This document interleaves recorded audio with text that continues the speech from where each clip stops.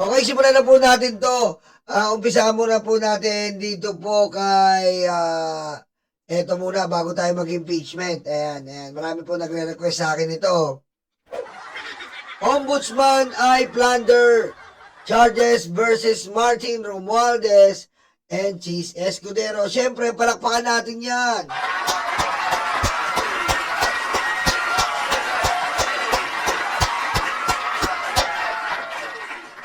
Palakpakan po natin yan, Ombudsman. Pero, Ombudsman,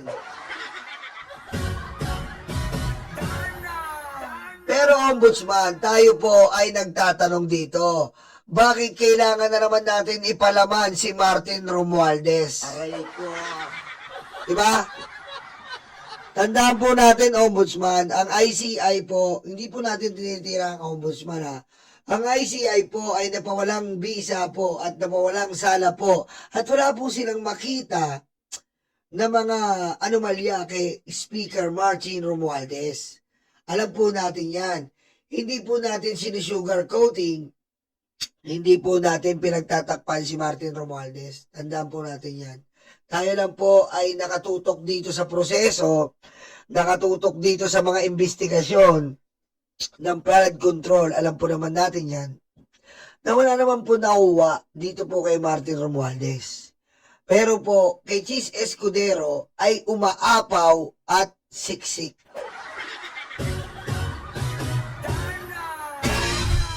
At ang nakakalungkot lang po nga dito, sa mga nakikita natin na mga obvious, na mga magdanakaw, na mga hayop, na talipandas, na mga senador, ay lagi pa rin nila dinadamay si Martin Romualdez. Yun po ang nakakalungkot na istorya dito. Diba? Tayo naman po ay nagiging patas lang dito. Ayon sa atin na obserbahan at nasusubaybayan, nung nagsisimula ang ICI, tandaan po natin si Martin Romualdez po, bago tayo mauna, ito po, huwag natin kalimutan na, give credit when home credit. Diba? Yan po ang kasabihan natin do. Give credit if home credit is due. Aray ko.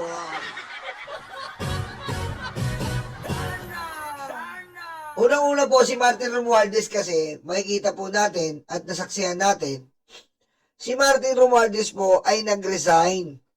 Nag-resign po siya bilang speaker. Samantalang si Cheese Escudero po, putsang ina ka, Cheese Escudero, hindi po nag-resign yan. Natanggal. Doon pa lang po eh. Diba? Doon pa lang po sa parting yon, malaki na po ang diferensya. Nag-resign dahil po sa delikadesa, nag-resign dahil sa bilang pagharap sa katotohanan, nag-resign bilang pagsuporta sa investigasyon ng sa investigasyon po ng flood control. Samantalang yung isa po, si Cheese Escudero, hindi po nag-resign yan. Natanggal yan. Natanggal po si Cheese Escudero. Ha? Sobra-sobra po ang kapal ng mukha niyan, kapit sa kapangyarihan, kahit obvious na po na tinarantado nila ang impeachment part 1. Yung impeachment po ng 19th Congress, obvious na tinarantado ni Cheese Escudero, binalasubas po ang konstitusyon, binalasubas po ang COMELEC, binalasubas niya lahat. Yan po ang pagkakaiba nito kay Martin Romualdez at Cheese Escudero. Inuulit ko, wala po tayong kinakampihan. Sinasabi ko lang po sa inyo, ang mga nangyaring events, ang mga nangyaring mga sitwasyon. Si Martin po nag-resign, si Cheese po tinanggal. Ano pa ba ang kaibahan nila? Si Martin po, si Martin po, pinagbintangan ni Gutesa, pinagbintangan nila Tiangco, pero pinagbintangan nila Magalong, pero nasan po ngayon? Tinayuan po ba nila ang mga bintang nila? Wala. Dinimanda nyo ba? Wala. Aray ko. Anak ka lang po. Diba? Dinimanda nyo ba? Wala. Wala pong demanda. Oh, wala silang ginawang aksyon. Sino ang gumawa ng aksyon? Gumawa po ng aksyon ng ICI. Nakipag-coordinate ba yung iba dyan sa ICI nung pinapatawag? Wala. Oh, wala po. Si Martin Romualdez, pumunta po siya. At eto nga po, sino po ba inuulit-ulitin natin? Himayin lang natin pabalik. Sino po ba ang inaano ng NBI? NBI recommends RAP versus Escudero, Binay, over flood control, kickbacks. Yan po ang mga sangay-sangay ni Chis Escudero. Aray ko. Oh. Diba? Ito pong mga to, kitang-kita po. Malinaw po ang mga pangyayari. Malinaw po ang mga dokumento dito. Nasangkot si Binay dahil kay Escudero. Ano pa? Ang kagimbal-gimbal na budget ni Chis Escudero. Ayan po, Vera Files. Aray ko. Oh. Huwag po natin makalimutan dito ang 142 billion na breaking the record ni Chis Escudero. Oh. Ayan po, kita-kita. Oh, AK Romualdez po, pinag-aralan ng ICI. Nagkaroon sila ng Blue Ribbon. Lahat na lang, ibinibintang nila kay Gutesa, wala na. Naglaho na si Gutesa, naging utot. Aray ko. Oh. Kung gaano po kalaki yung mga holes ni Chi sa kanyang muka o butas, ganun po kalaki ang kapal ng mukha nito. Ngayon, tatay-tahimik. Nag-iingay lang po si Chis. Saan lang ba nag-iingay si Chis? Nag-iingay lang po si Chis nung pumunta si Sara Duterte diyan sa Senado. Pa-speech ka pa, tang-ina ka. Pagayin mo si BBM. No joke.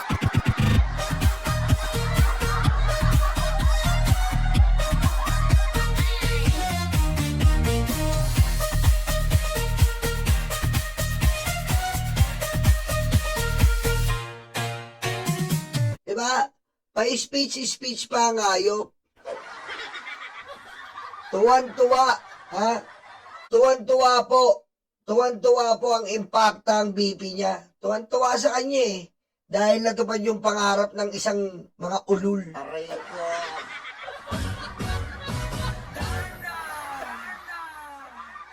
Ayan po ang kontrobersyal na 142 billion ni Chis Escudero. Ano na, Chis? Oh. Ano na nangyari? Diba? Ayan po ang tanong natin. Ano na yan? Oh. Ano na nangyari dyan? Oh. Kapag hindi po naparusahan si Chis dito, naloko na tayo pusang inan yan. Kailangan maparusahan si Chis dito. Siyempre, sabihin nila, yan ka na naman, Hinano naman si Romualdez. Dalawa sila kung sanggot sila. Aray ko. Diba? O ano pa? Chis Senate allies behind 142 billion. Oh, kasapakat niya sila Villanueva, kasapakat niya sila Jinggoy, kasapakat niya sila Mark Villar, kasapakat niya mga yan. Oh, asan? Oh, sila ang nasasangkot dito. Oh, bakit si Jesus Escudero? Ano nangyari dito? Tatay-tahimik kang kupal ka. Aray ko. Nakatandaan nyo ba? Dati po, napakaingay nito. Sobrang ingay po, kakarindi. Ang ingay po, sobra. Ang ingay. Kabi-kabila ang presscon. Ngayon ayaw magsalita, pusang ina. Tahimik ang gago. Oh. Aray ko. Diba? Oh. Ayan o. Oh. Bumaba ng Gracia, Bulacan, Joel, Villanueva by Liwick gets 12 billion insertion from GC Escudero. Ayan. Direkta po. Ha? Direkta po, pero si Romualdez po, puro lang Hershey. Si Romualdez, ang ganito. Nasa na? Si Gutesa, asa yung dililiver? Wala na. Pinalitan ng maleta ni, may bago na tayo ngayon, si Baligon. nawala na sa picture si Gutesa, pumunta na si Baligod, o nasa na yung 18 Marites? Wala na po. Naririnig nyo may 18 Marites? Wala na, kasi bakit? Nakapanira na. Susunod, ibang batch naman. Aray ko. Oh. Wala na. Kasi nga, in-NBI na, naghihintay na lang ng hatol sa kaayupan nila. Ganun lang eh. Walang konkretong ebidensya. Samantalang po itong kay Chis Escudero, samantalang po itong kay Chis Escudero ay legit na legit. May dokumento. May flow. Kitang-kita nyo po saan nila ginago. Tinago. Ninakaw. Oh. Asan si Tiangco? Asan si Magalong? Asan yung expose? Wala pa rin po. Aray ko. Oh, nasaan? Asan po yung sinasabi ni Magalong? Asan yung sinasabi ni Tiangco? Oh, salita sila ng salita pero nasa na konkreto, dokumentadong ebidensya. Tinuturo mo si speaker. May pirma sa BICAM. Walang pirma sa BICAM si speaker. Pero si Chis Escudero po, may CCTV pa papuntang Congress. 2 beses. May pirma siya sa BICAM, breaking history. Isang Senate Presidente sa sobrang pagdanakaw ng hayop, pumirma sa BICAM, patay gutom.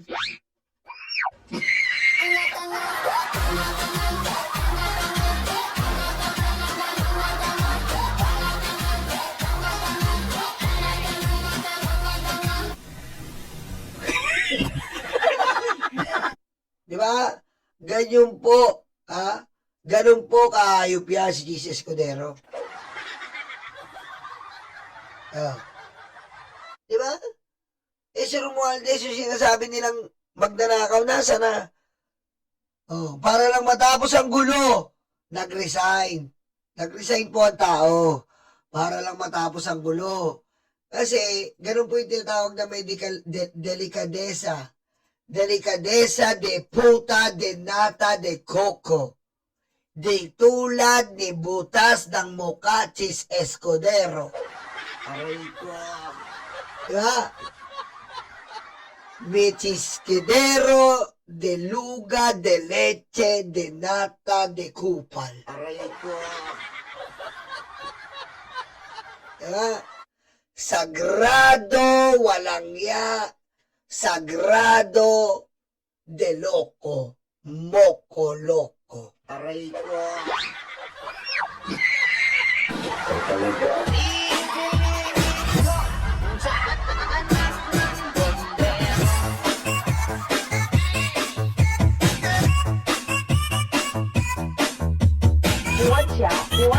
国家主席习近平。 Oh, okay, dumako naman po tayo dito. Buhay na buhay po ang ating presidente, mga DDS! Pakinggan nyo.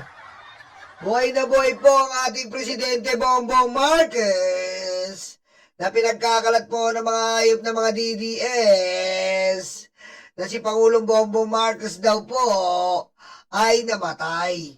Pero kitang-kita nyo po, buhay na buhay na buhay na buhay na buhay na buhay na buhay na buhay po ang ating presidente. Kitang-kita nyo po sa mga mata nyo. Buhay na buhay po. Pakinggan nyo po pakinggan nyo po kung may sounds po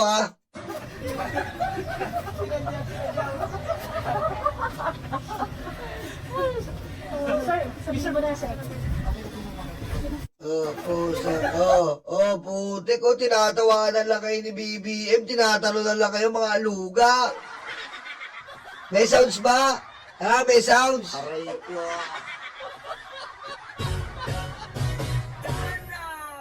Biro mo, tinatalunan lang kayo ng Pangulo, hayop. Aray ko. Ano po sabi ni Yusek Claire? Pakinggan natin. Sa mga fake news na hayop. Sa Balot kung tawagin ng Malacanang ang mga nagpapakalat ng fake news. Ang masama pa raw dito, Para Jason yan, may sounds pa. Pakinggan nyo nga. Meron. kabilang ang kapatid pa mismo ng Pangulo. Ang detalye sa agenda report ni Ivy Reyes. Hindi natapos sa social media ang usapin ng fake news dahil sa listahan ng fake news peddlers, isinama na ng Malacanang si Presidential Sister and Senator Amy Marcos. Di ba sinabi ko na nga na outside na, alam mo na, Colombo, Kwarto, Palasyo, whatsoever, hindi na kami nagkita. Ang tagal-tagal na, pati nanay ko. Oo, hindi ka naman kikita kasi nga ang pangit mo, demonyita kang hayop ka. Aray ko.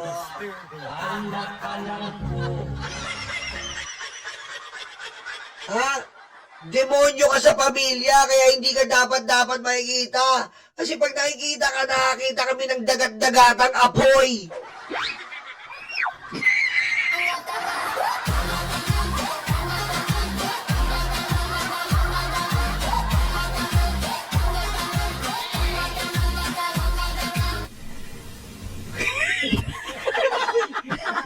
Alam mo ba yon? Pag nakikita ka namin, nakakita kami ng dagat-dagatang apoy, hayop ka, kapangapangit mo, tinerno mo pa sa ugali mo. Ha? Ba't ganyan yung ugali mo, terno? Sa mukha mo, tsaka sa ugali, terno. Ha? Terno yan. Aray ko.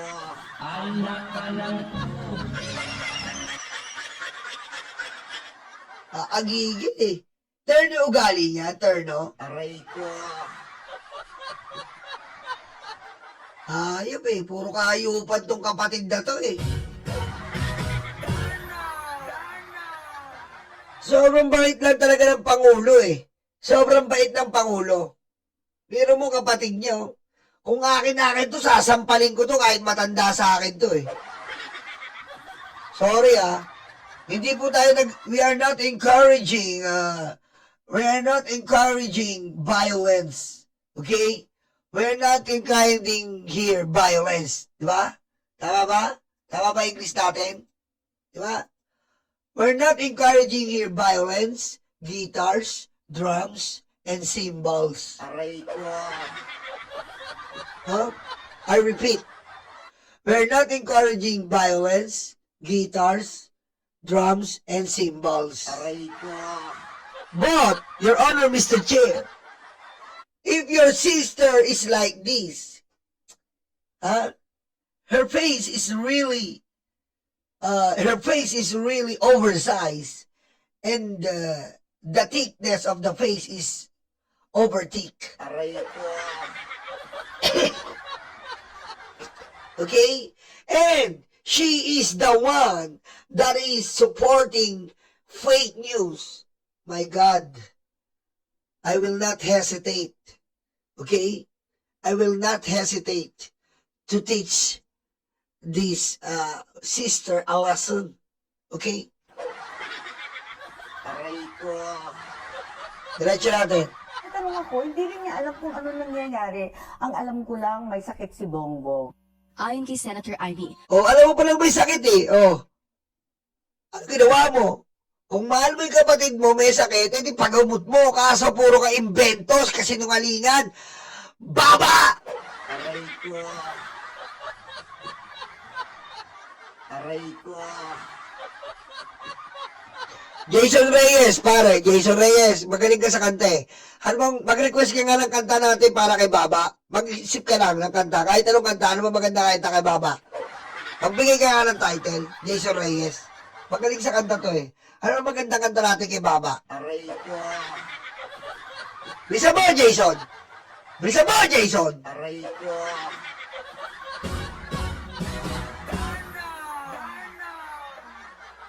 Diba? Hayop na kapatid to, men. Tayo may mga kapatid tayo. Diba? May mga kapatid po tayo. Pero hindi po tayo ganyan sa kapatid natin. Diba? Ako na nga lang, Jason.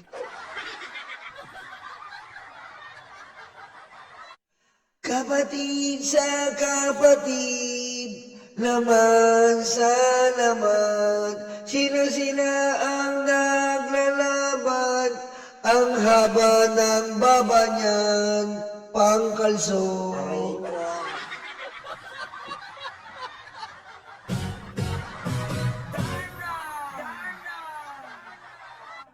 Ayos. Aray ko.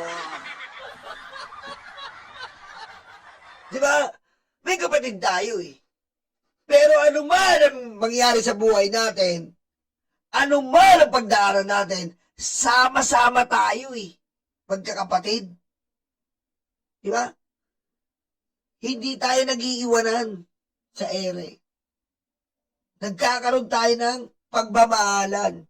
Nagkakaroon tayo ng pagkakaisa bilang respeto natin sa ating bawat sarili, bilang respeto mo bilang magkakapatid, at bilang respeto mo sa iyong magulang. Pero kukupal-kupal po ang isang Amy Marcos. Aray ko. Di ba? Siguro po si Ma'am Imelda, pinadedito ng gasolina. Aray ko.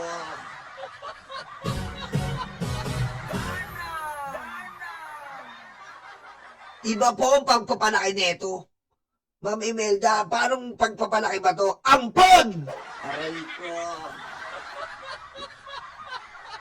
Diretso natin. Totoo ang sinabi niya sa harap ng rally ng Iglesia ni Cristo noong Nobyembre na may karamdaman ang kapatid, namayat at May naospital. karamdaman ng Pangulo, pero sino po ang may karamdaman sa utak na obvious? Si Amy Marcos. Ha? Ano sabi ni doktor? Sino may karamdaman sa form ng muka? Amy Marcos. Aray ko. Diba?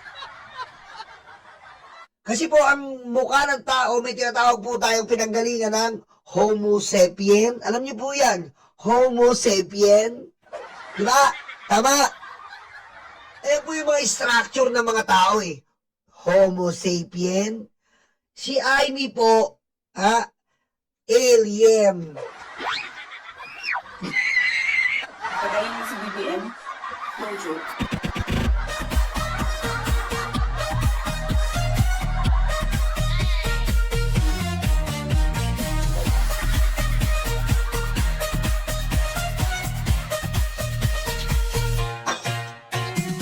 O, diba? Diretso. Daw ito noong nakaraang taon. Bagay na hindi niya dodoktorin dahil lagi naman daw siyang totoo sa publiko. Sana raw, anuman ang sakit ni PBBM, magpagaling na muna dahil dapat prioridad ang kalusugan ng Pangulo. Buwelta ng Malacanang. Sinabi niya, hindi sila nakikita, di ba? Oh, napakaganda ng babae na to. Napakaganda! Napakagandang babae na to. Ito ang aking senador! Yan ang senador ko. Number 1. Ang nagpapataga sa mga tenga ng DDS. Yusek Claire Castro. Ang nagpapayak sa mga mata ng DDS. Yusek Claire Castro. Ang nagpapasabog sa puso ng mga DDS. Yusek Claire Castro. Ano pang hinihintay nyo? Sa darating na Mayo, Yusek Claire Castro para sa Senado. Diba? Yan ang senador ako. Yan. Yung magandang babae na yan. Na matapang, matalino, at may pangarap para sa Pilipino. Ang anti-corrupt, anti-political dynasty, anti-epal, anti-fake news, Yusek Claire Castro! Hindi na mga senador. Hindi mo boto mo, Bongo Robin. Pusang ina mo.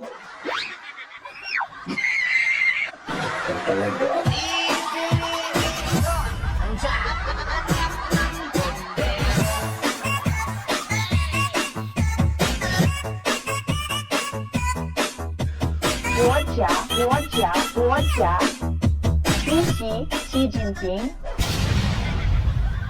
O, dyan na yung manager ko. Manager Eduardo, late ka yata. Baka may request ka na kanta niyan, sabihin mo na. Aray ko.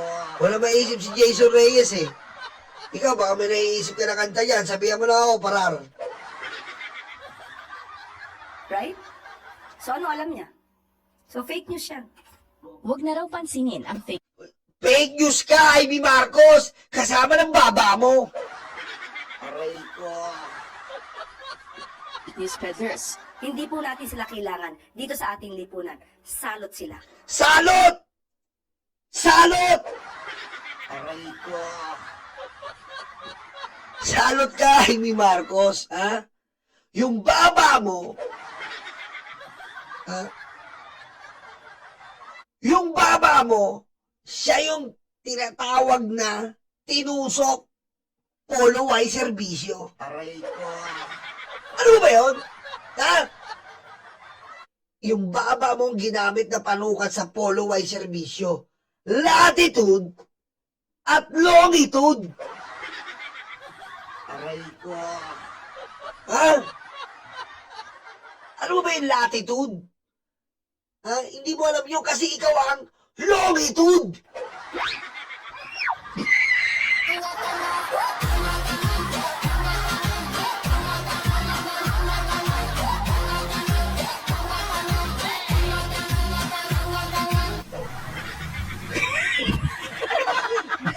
Diretso natin. Ang intindihin daw dapat ng publiko kung ano ang inire-report ng mainstream media, lalo na kapag lumalabas ang Pangulo, gaya Tangin na rin eh, no? Sorry po medyo napapamura na talaga ako sa nangyayari ngayon. Huwag daw natin paniwalaan ang mainstream media. Shit, man!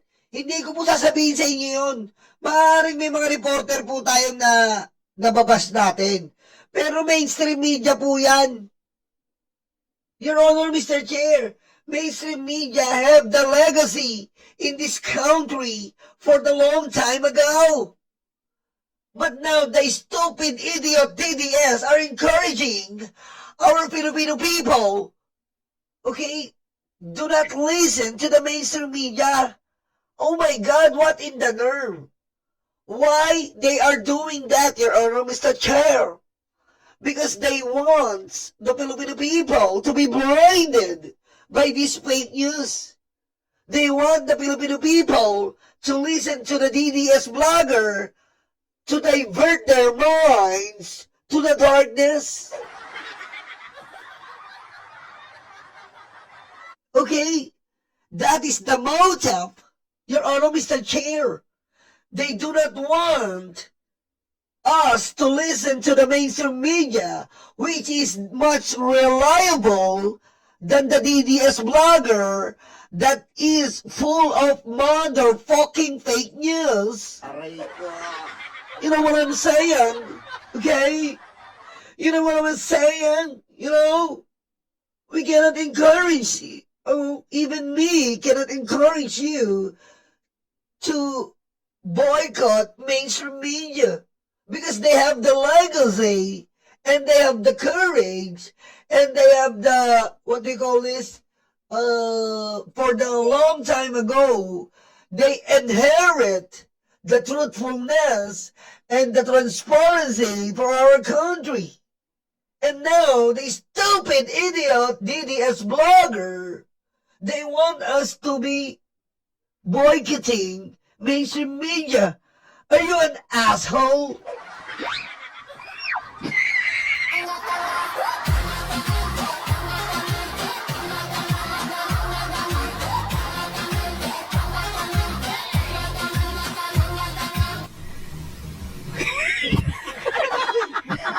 Okay? Pare, yan ang matinding na-achieve ng mga Duterte, paniwalaan ng tao na ang mainstream media at social media lang umasa, di ba? Katarantaduhan ang ginagawa nyo. Yan po, sa Tagalog, para sa mga katulad dating mga ordinaryong tao at hindi nakakaintindi ng aking upgraded and fully loaded international language.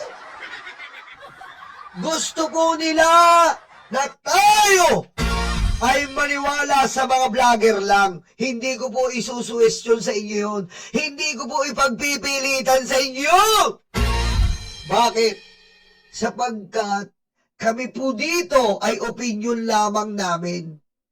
Reaksyon lamang namin.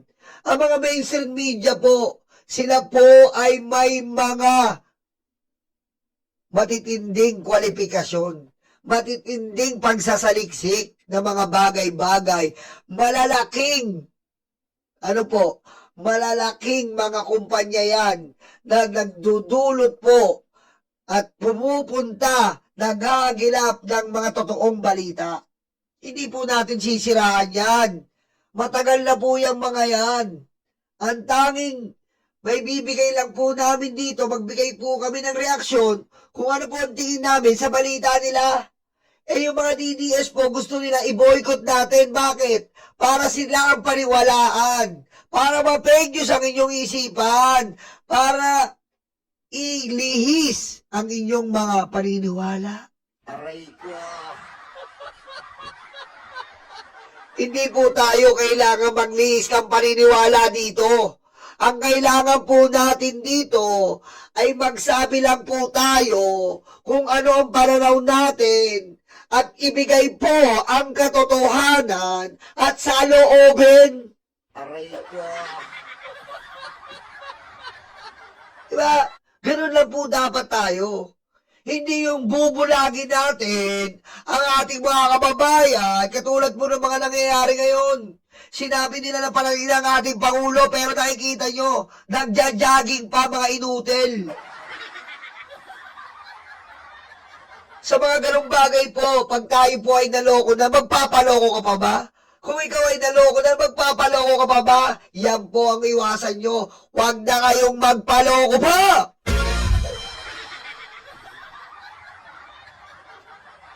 Nagpaloko ka lang 1 beses, lusot ka pa. Nagpaloko ka ng 2 beses, tanga ka na. Nagpangaloko ka ng 3 beses at sumunod pa, luga ka.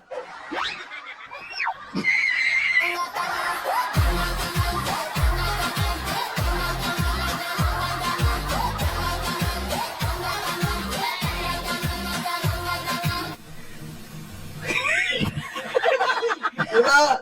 At kung hindi ka nagla-like, tanga ka. Diba? Mag-like ka. Kasi ginawa yan para pindutin mo. Tanga! Aray ko.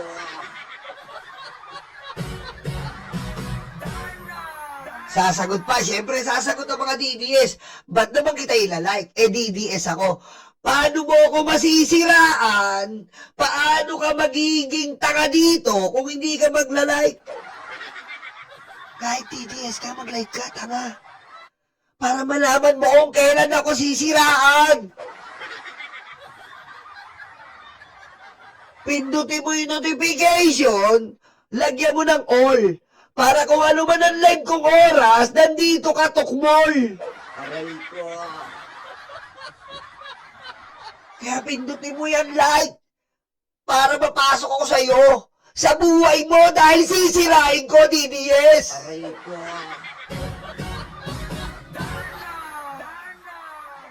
Di ba? Yan ang katwiran. Noong araw ng kagitingan, kung saan ginawang tampulan ng media ng aligasyon na gumagamit lang ng throwback at AI-generated photos and videos ng presidente. NBI, DILG, kamusta?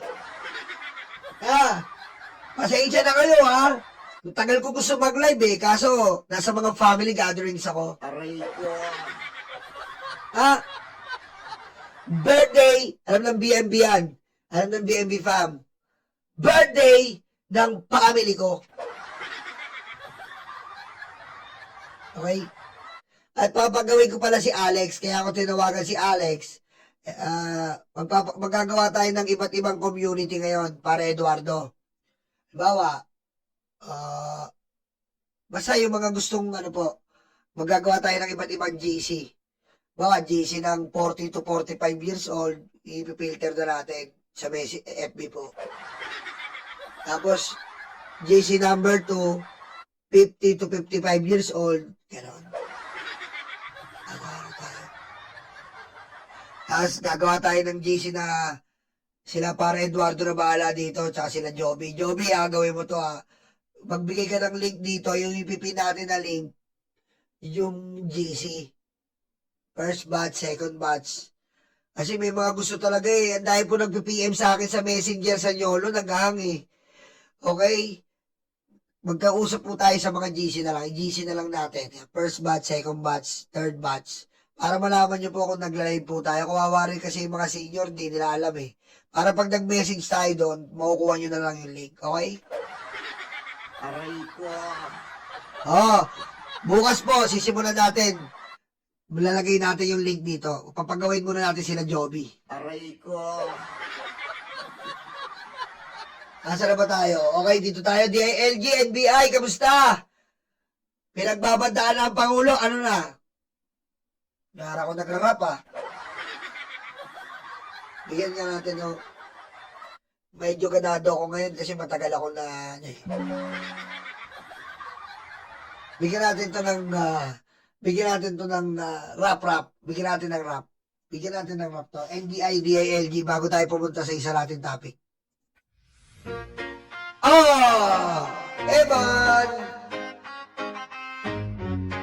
Yaman, NBI, DILG.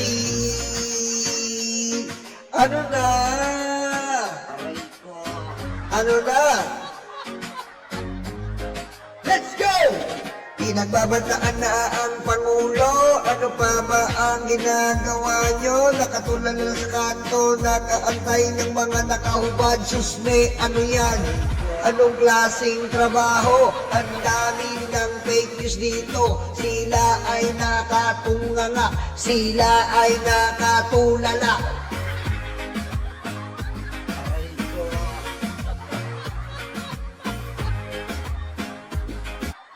Diba?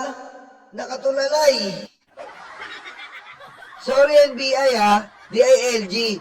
Sino kikilos? Ako? Ha? Sino kikilos? Ako ba? Aray ko. Gusto nyo ako na lang eh. Ha? Nahihiya ako sa inyo eh. DILG, NBI. Ako na lang kikilos. Ha? Baka nahihiya ako sa inyo eh. Gusto nyo? Ako na lang mag-file ng demanda sa death threat ng Pangulo. Aray ko. Baka nakakahiya sa inyo eh. Yan tayo eh, oh. Hindi. Sinusugan ng Malacanang ang pahayag ng press organizations ditong nakaraang linggo na nanindigang hindi gawain ng mga mamamahayag ang Mami Irene, Daddy Armin, Daddy Nestor, Ma'am Michelle, oh, shout out. eke ng report dahil pangalan at DMV fam, nandiyan na ba kayo? Shout out mamaya. kredibilidad ang nakataya sa bawat storya. Sa kabila raw ng ingay ng mga fake news peddler, Oh! ang Pangulo, focused sa trabaho, hindi sa bakasyon o anumang pamumulitika. Ang nakakabahala lamang dito ay ang personal na galit, personal na interes, Oh! personal na ambisyon, Oh! ay gamitin ng taong bayan na galitin ang puso ng bawat isa sa atin sa pamamagitan ng paglalahad ng kanilang fake news. Shit. Yan ang nakakabahala. Shit. Akala nyo ba? Ito po ha. Parang gumagawa ka lang yan ng pundasyon eh. Kung ang pundasyon mo ay peke, sa tingin mo magbubunga? Hindi. Hindi magbubunga ang anumang peking pundasyon. Ang magbubunga po ay ang konkretong pundasyon.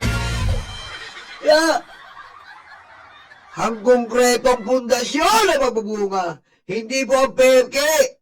Kasi po, in the end of the day, the truth will set you free. Aray ko. Okay? In any given situation, the truth will set you free.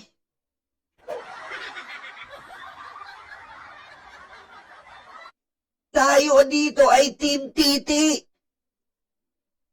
Team Titi tayo. Team totoo. Aray ko. Diba?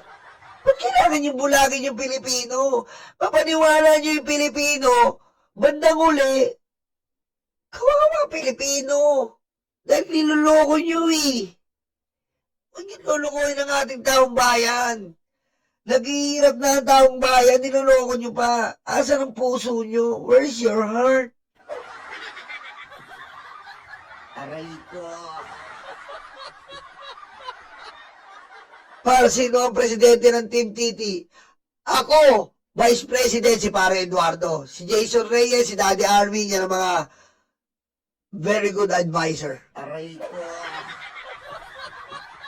Okay? Gagawa po kami ng Team TT, Team Totoo. Yan po ang ano natin, Team TT, Team Totoo. Gagawa tayo ng mga GC, mga inspirational GC, yan ang mga robas. Aray ko. Okay? Ayan po ang ating, siyempre robas, matibay yan. Team TT. GC natin, robas. Diba? Erection. Siyempre, nakatingin tayo sa taas eh. Erect, eh. Yung paningin natin, erection. Doon, malayo ang paningin, erection. Patayin mo si BBM. No joke.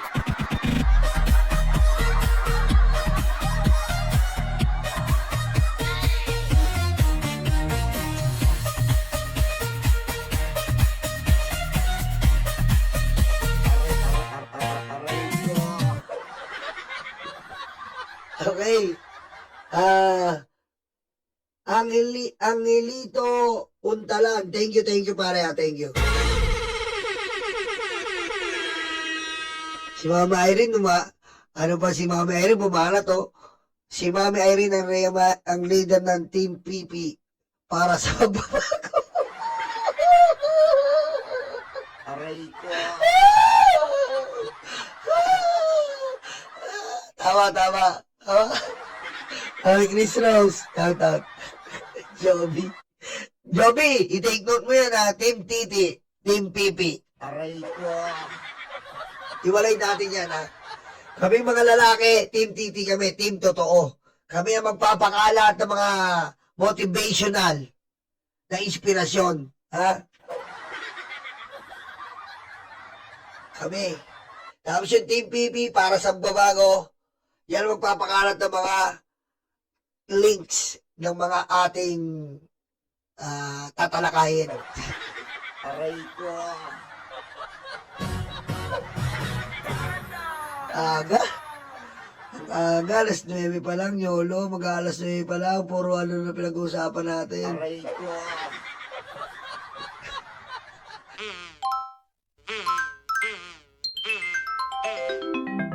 Kakulango.